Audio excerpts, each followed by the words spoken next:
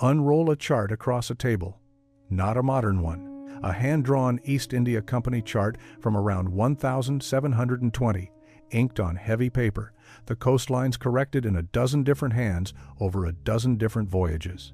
Start your finger at the mouth of the Thames, at the company's own dockyard at Blackwall, where the hulls sat half-built in their slips like the rib cages of whales.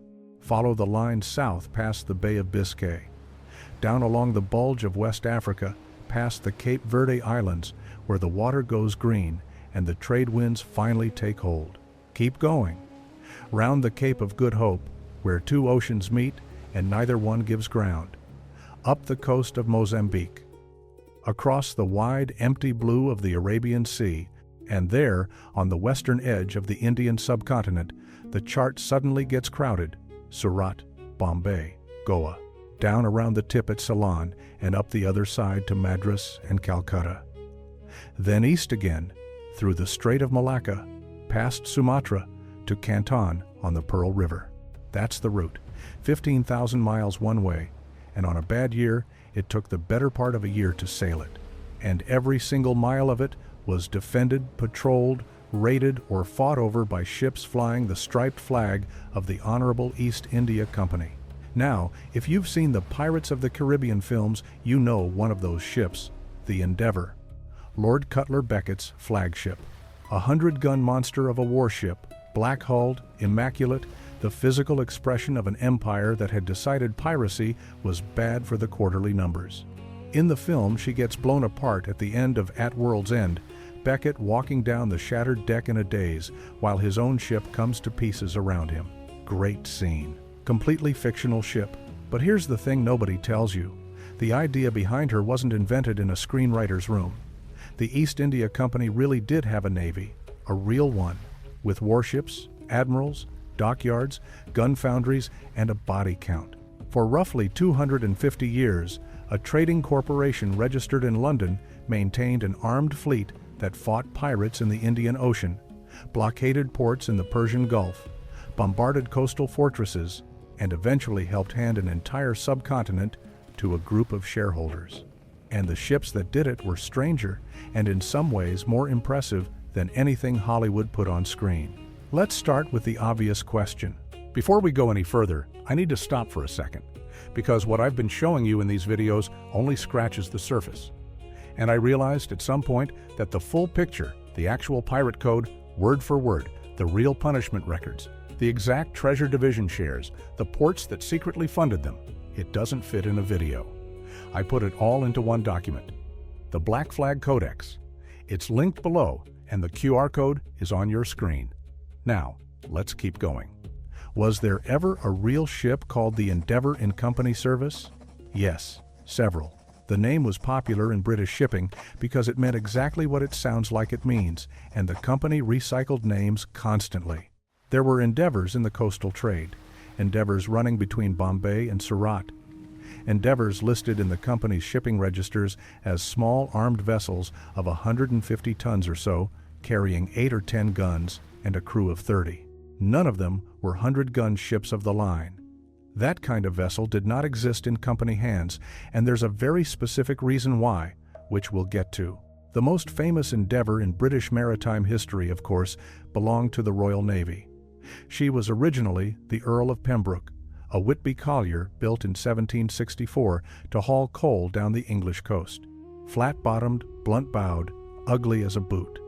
The Navy bought her in 1768 because that ugliness came with virtues. She could be run aground and refloated.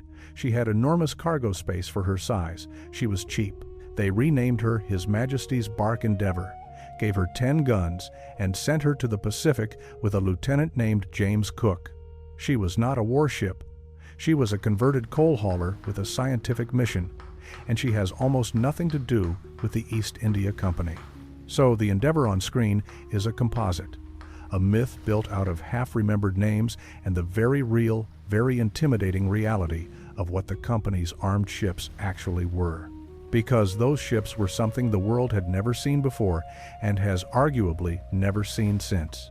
A private navy, owned by a corporation, answerable to a board of directors in Leadenhall Street, operating on the far side of the planet with the authority to make war. To understand how that happened, you have to go back to the company's founding charter.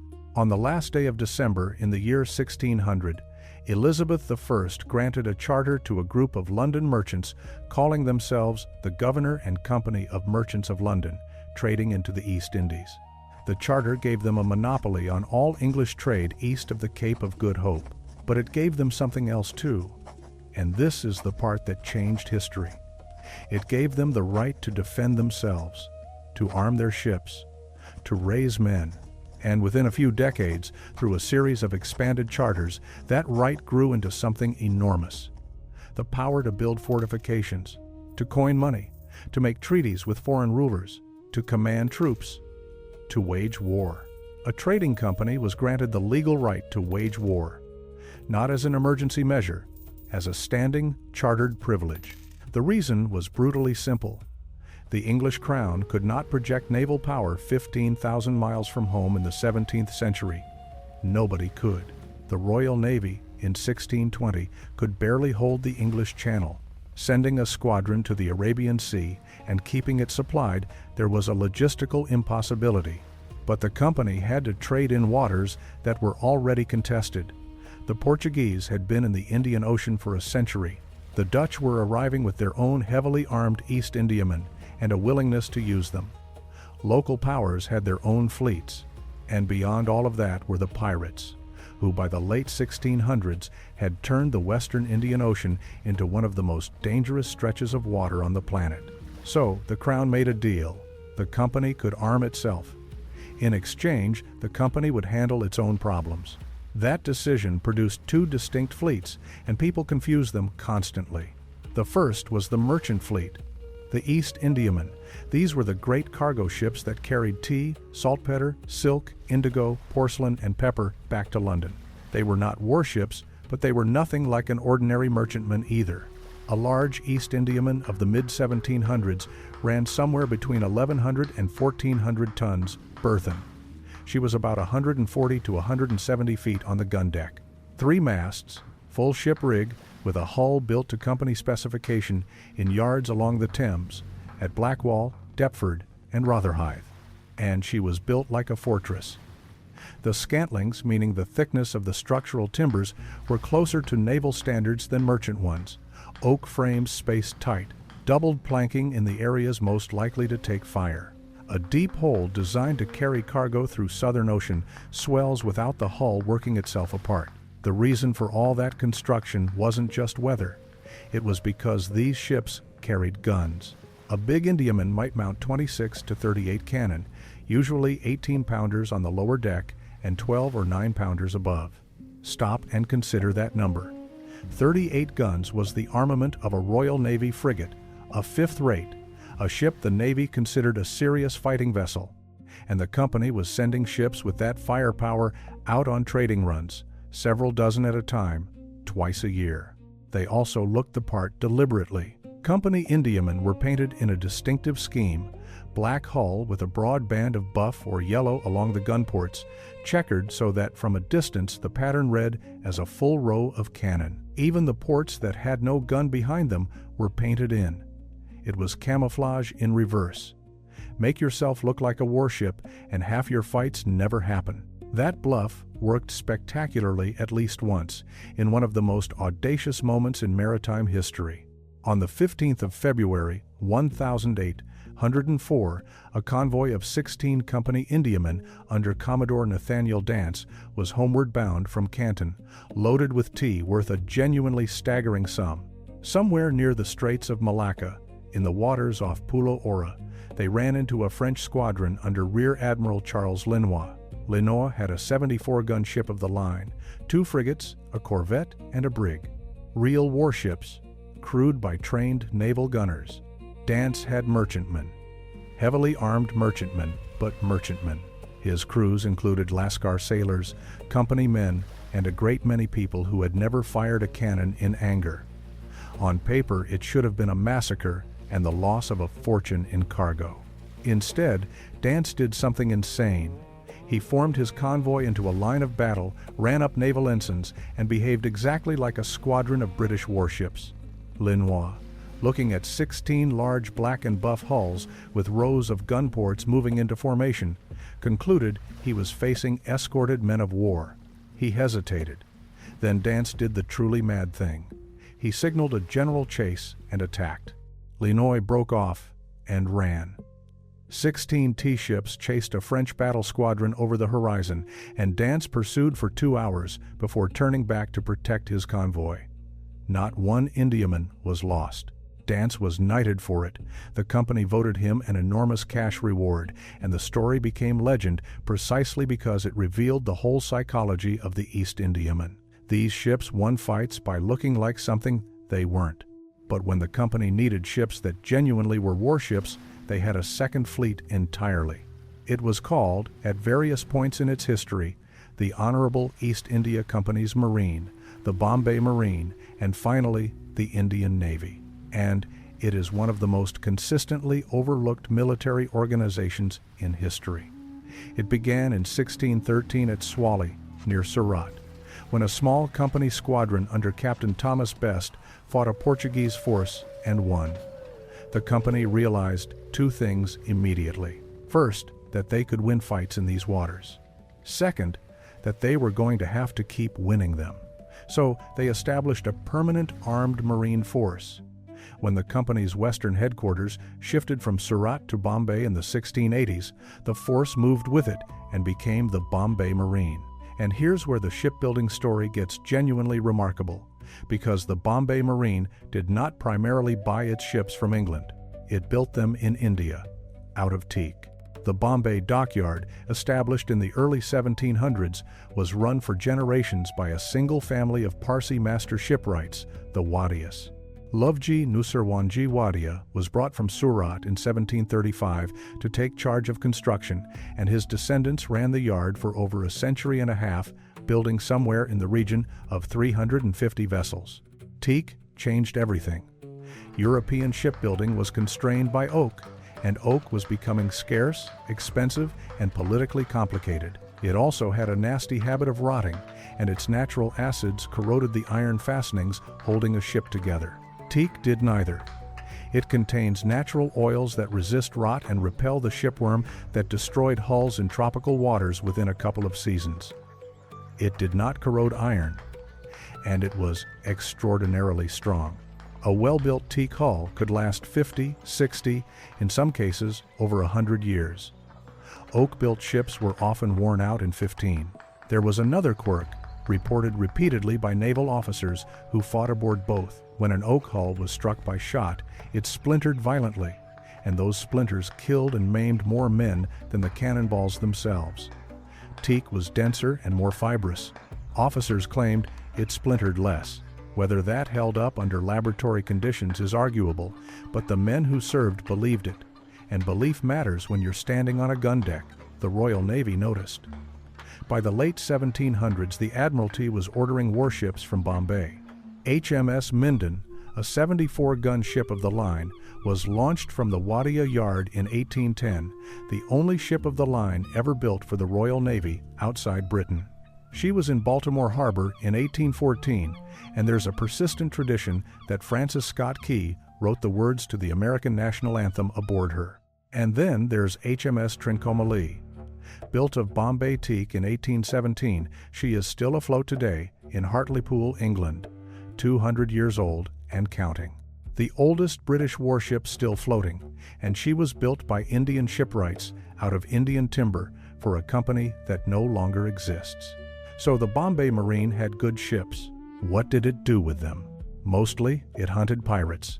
For nearly 2 centuries, because the Western Indian Ocean in this period was not a quiet backwater, it was one of the richest and most predatory stretches of water on Earth. The reason was simple economics. Every year, enormous convoys of pilgrim and trade ships sailed between Surat and the Red Sea, carrying Muslim pilgrims to Mecca and carrying back an absolute fortune in coin, gold, jewels, and goods. These were the treasure ships of the Mughal Empire, and they were slow, heavily laden, and comparatively lightly defended. Word of this got back to the Caribbean, and in the 1690s, pirates started making the journey. They came around the Cape, established bases on Madagascar and the nearby island of Sainte Marie, and set about robbing the richest ships in the world, which brings us to the single most consequential act of piracy in history. In September 1695, an English pirate named Henry Every, sailing a captured slave ship he had renamed the Fancy, ambushed a Mughal convoy in the Bab el Mandeb Strait. Along with several other pirate vessels, he took 2 prizes. One was the Fateh Mohammed. The other was the Ganj-e-Sawai, the largest ship in the Mughal fleet, owned by the Emperor Aurangzeb himself, mounting around 60 guns and carrying hundreds of passengers returning from pilgrimage. The Ganj-e-Sawai should have won. She had the guns and the men. But early in the engagement, one of her own cannon burst, killing its crew and throwing the gun deck into chaos. And a lucky shot from the Fancy brought down her mainmast. The pirates boarded. What followed was several days of atrocity aboard the captured ship that contemporary accounts describe in terms too ugly to repeat casually. Stop for a second. What you just heard about the pirate code is the part that rewrites everything you thought you knew. But it only lands when you see the actual shares, the exact fractions written into the Articles of Agreement, the punishments, the port records, the names of the men who funded them from government offices. It's all in the Black Flag Codex, linked in the description. 5 seconds. Grab it now, because what comes next builds directly on it. Link is below. QR code is on your screen. Passengers were tortured for the location of hidden valuables. Women were assaulted. Some threw themselves into the sea. The plunder was somewhere between 300,000 and 600,000 pounds sterling, in the money of 1,695. That made Every's crew richer than almost anyone alive. Each man's share was more than a sailor could earn in a lifetime. And then the consequences arrived. Aurangzeb was the ruler of the wealthiest empire on earth, and the ship belonged to him. He was, entirely reasonably, incandescent. The English East India Company had factories at Surat and elsewhere, operating entirely at the emperor's pleasure. His response was immediate. Company officials at Surat were arrested and put in irons. Trade was shut down. There was serious discussion of expelling the English from India permanently. The company's entire Indian operation, the thing that would eventually become the British Raj, came within a hair's breadth of ending in 1695 because of one pirate. To save themselves, the company had to do 2 things. First, they mounted the first genuinely global manhunt in recorded history. The Privy Council in London put up a bounty. The company added to it. Wanted notices went out across 3 continents. Several of Every's crew were eventually caught and hanged in London in a trial that was openly rigged after the first jury acquitted them because the government could not afford to let them go. Every himself vanished. He was never caught. He is one of the very few pirates in history who successfully disappeared with the money. And where he went and how he died is still unknown. Second, and more importantly for our story, the company promised the emperor that it would police these waters itself. It would provide armed escorts for the pilgrim convoys. It would hunt pirates. It would take responsibility for the safety of shipping in the Indian Ocean.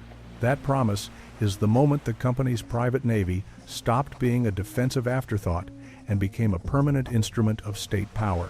The Bombay Marine's core mission for the next 150 years was written in 1695 by a pirate, and they had a great deal of work to do.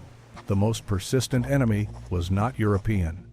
Along the Konkan coast, south of Bombay, a naval power had risen under a commander named Kanhoji Angre, admiral of the Maratha fleet. The British called him a pirate. He was not, in any meaningful sense. He was the naval commander of a sovereign Indian state, operating from a chain of coastal fortresses, enforcing a system of passes and tolls on shipping and waters his ruler claimed. The company called him a pirate because he refused to recognize their right to be there without paying, and calling him a pirate was easier than admitting they were being taxed. Whatever you call him, he was extremely good at his job.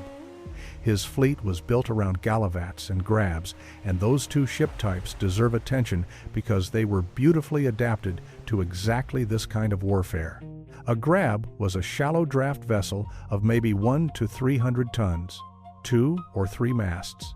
with a distinctive projecting prow that let it mount heavy forward-firing guns. A galavat was smaller and faster, often under 100 tons, rigged with lateen sails but also fitted with banks of oars. Oars. That was the whole trick. A European square-rigged ship in the Indian Ocean was helpless in a calm. She sat there, sails hanging dead, unable to maneuver. A galavat with 40 or 50 rowers could close from any direction she liked, take a position off the bow or stern where almost none of the big ship's broadside guns could bear, and swarm the deck with boarders. Ingres used these tactics for decades, and the company could not stop him. He took company ships repeatedly. He captured the yacht of the governor of Bombay in 1712. In 1718, he took the company's own ship, the Success. A combined British and Portuguese assault on his fortress at Candere in 1721 failed outright.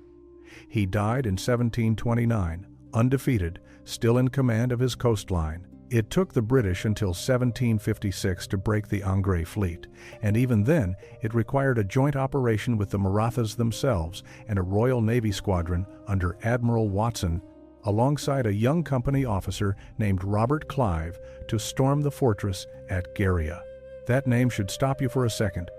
Robert Clive, the same man who, the following year, would win the Battle of Plassey and begin the company's transformation from a trading concern into a territorial empire. The company's anti-piracy campaigns and its conquest of India were not separate stories. They were the same story, run by the same people in the same decade. The Bombay Marine's other great campaign was in the Persian Gulf against the maritime confederations of the Qawasim, along what the British would eventually name the Pirate Coast. The company mounted expeditions in 1809 and again in 1819, bombarding and destroying the port of Ras Al Khaimah. The result was the General Maritime Treaty of 1820, which ended the fighting and created a set of protectorates the British called the Trucial States. Those Trucial States, in 1971, became the United Arab Emirates. Consider that chain of causation. A trading company's private navy fought a naval campaign against local powers it had labeled pirates, imposed a treaty, and the borders drawn in that treaty are why Dubai and Abu Dhabi are shaped the way they are today. Whether the Qawasim were genuinely pirates or were being deliberately mislabeled to justify a takeover of the Gulf trade is a fight historians are still having, and it is not a polite one. Now, what was it actually like aboard these ships? Start with the crews, because they were not what you'd expect. A company ship's complement was radically mixed. British officers, yes, but the seamen were drawn from everywhere the company touched. Lascars, meaning South Asian sailors from the Bengal, Malabar, and Konkan coasts, made up enormous portions of the manpower. There were Arab, Malay, Chinese, African, and Portuguese Indian sailors. Some ships were majority Lascar crewed. They were paid less than European sailors for the same work. They were housed worse, and when they were paid off in London, thousands of them ended up stranded in the East End with no way home and no legal status, which is the origin of some of Britain's oldest South Asian communities. The company eventually built barracks for them, and those barracks were miserable places. But the ships did not sail without them. The entire structure of British maritime power east of the Cape rested on sailors whose names almost never made it into a logbook. The daily conditions varied enormously depending on which fleet you were in. The great Indiamen were, by the standards of the age, comfortable. They carried passengers, company officials, army officers, wives, missionaries, and the notorious annual shipment of young women sailing to India in search of husbands. There were cabins. There was a captain's table with actual silverware. There were livestock pens on deck so there'd be fresh meat. There was also a system of legalized corruption that made an Indiaman command the most lucrative job in British shipping. A captain was permitted private trade, meaning he could carry a certain tonnage of his own goods and sell them for personal profit. He charged passengers for cabins. He sold appointments to his own officers. A successful East Indiaman captain could clear enough in a handful of voyages to retire as a country gentleman. Commands were bought and sold like property, changing hands for thousands of pounds. The Bombay Marine offered nothing like that. It was harder service and worse paid. Its officers were not Royal Navy and were treated with open condescension by men who were. A Marine officer could not be given a Royal Navy commission. His rank did not travel. He fought the same enemies in the same water and was considered second-rate for it, and the resentment ran deep enough that it shows up in correspondence for a century. The work itself was brutal.